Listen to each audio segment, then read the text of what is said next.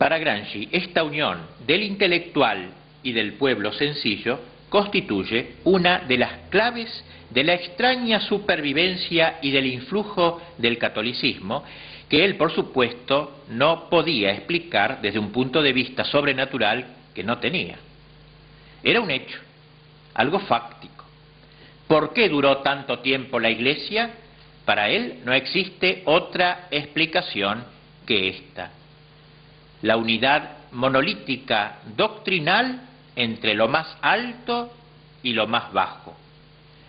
Aun cuando la Iglesia contiene en su seno una élite culta y una masa primitiva, se ha negado siempre a separarlas, cuidando de que los elementos fundamentales, a saber, la doctrina y la moral, o sea, lo que se cree y lo que se vive, sean los mismos para todos.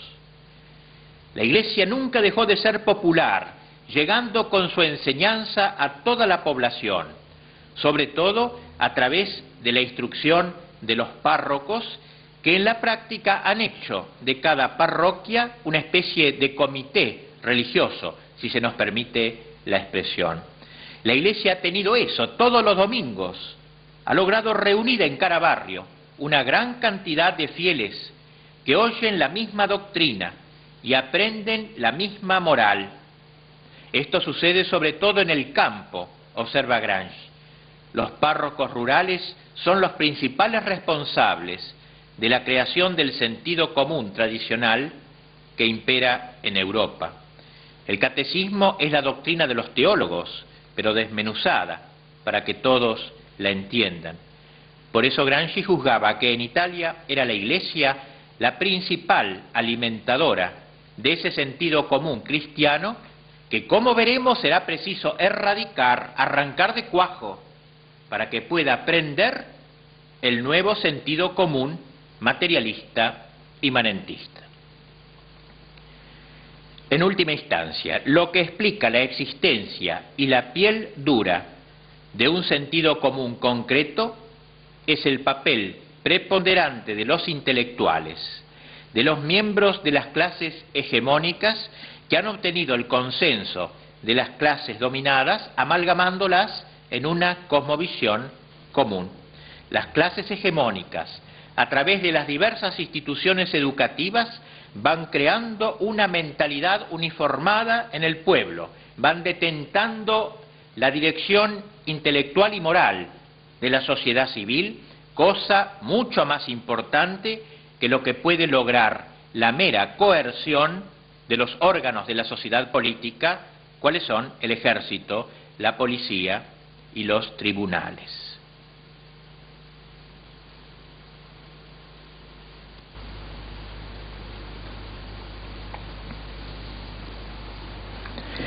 El tema del sentido común nos ha introducido en la consideración del papel del intelectual en la concreción, destrucción y recreación del sentido común. Si bien el pensamiento de Gramsci está embebido en la doctrina de Marx, el hecho de haber sido testigo de cómo la Revolución de Octubre no se cumplió según las previsiones mecanicistas de los comentadores de Marx, ocurriendo la revolución donde no tenía que ocurrir y cómo no estaba previsto que ocurriera, hizo que Gramsci concediera peculiar importancia a la preparación humana de la revolución donde todavía no había acaecido, mediante una previa reforma intelectual y moral, atribuyendo más relevancia a las ideas de la superestructura que a la base económica de la estructura. Es cierto que de esto ya hay antecedentes en los padres del comunismo. Así Marx y Engels reconocían que el arte de crear con la palabra es un instrumento al servicio de la revolución. Stalin, por su parte, que era más expeditivo en sus expresiones, decía que las palabras son balas, decía, y los escritores son los ingenieros de las almas. Sin embargo, en general, la insistencia de los padres del comunismo recayó más bien en lo económico. Gramsci, en cambio, va a insistir, como dijimos, más en lo cultural. Gracias a esta enfatización, toma distancia de todo determinismo exagerado, dejando la historia más abierta, más fluida a la voluntad del hombre. De ahí que no haga exclusiva la incidencia de la base económica y atribuya un papel tan relevante a la cultura, la concepción del mundo, la ideología y, por tanto, a sus principales agentes, los intelectuales. Ello no significa que el marxismo haya renunciado a la violencia. La violencia está postulada como un principio doctrinario al final del manifiesto y cabalmente asumida por Lenin cuando escribe que el terrorismo es una de las formas de la acción militar que puede ser perfectamente aplicable y hasta indispensable en un momento dado del combate, en un determinado estado de las fuerzas y en precisas condiciones. Pero lo que se consigue, evidentemente, que por el convencimiento es mucho más efectivo a la larga. Los métodos de Juliano el Apóstata, que trató de ganarse suavemente a los cristianos, resultaron a este respecto infinitamente más aptos que los del cruel Diocleciano y su persecución sangrienta. La experiencia histórica así nos lo muestra.